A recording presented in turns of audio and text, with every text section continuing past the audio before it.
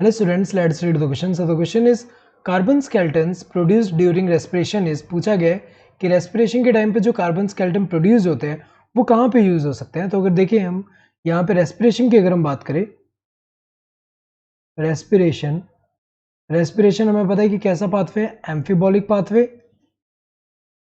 Amphibolic pathway क्योंकि इसमें क्या होता है, इसमें अगर हम देखिए कैटाबोलिज्म एंड एनाबोलिज्म दोनों ही होता है।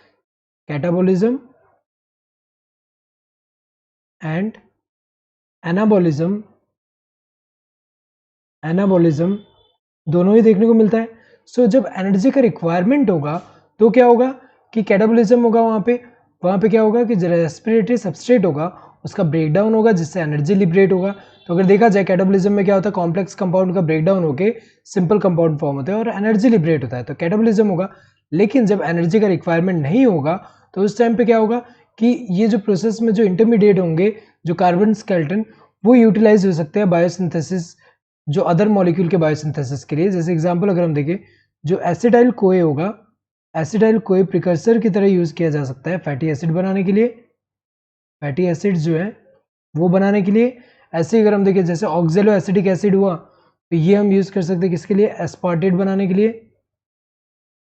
इससे एस्पार्टेट बन सकता है। एस्पार्टेट क्या एमिनो एसिड है जो कि यूज हो सकता है प्रोटीन सिंथेसिस में। तो अगर हम देखें और कौन से, जैसे alpha keto glutarate, alpha keto glutarate जो है ये अगर हम देखें ये भी कहाँ यूज हो सकता है, इससे क्या बन सकता है, इससे बन सकता है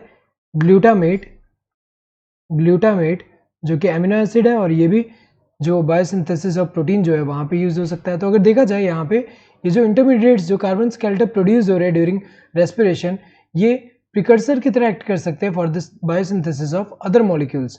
तो यूज एज एनर्जी सोर्स ये तो गलत है क्योंकि ये एनर्जी सोर्स की तरह यूज नहीं होंगे, ये तो गलत है। Use as precursors for biosynthesis of other molecules in the cell, ये करेक्ट है क्योंकि ये जो कार्बन स्केलेटन प्रोड्यूस हो रहे हैं ड्यूरिंग रेस्पिरेशन ये प्रिकर्सर की तरह यूज किए जा सकते हैं for the biosynthesis of other molecules. Used for synthesis of ATP by ATP synthase, ये तो गलत है क्योंकि अगर हम देखें ये जो है ये एटीपी सिंथेसिस के लिए ये यूटिलाइज नहीं होंगे, तो ये तो गलत दिया हुआ है। Used as remnant of biosynthesis of proteins, ये तो गलत है। रेमनेंट मतलब जो बचा हुआ होगा, सो बचे हुए की तरह यूज नहीं होगा बायोसिंथेसिस ऑफ प्रोटीन के लिए। तो अगर देखा जाए यहाँ पे correct answer would be the second one.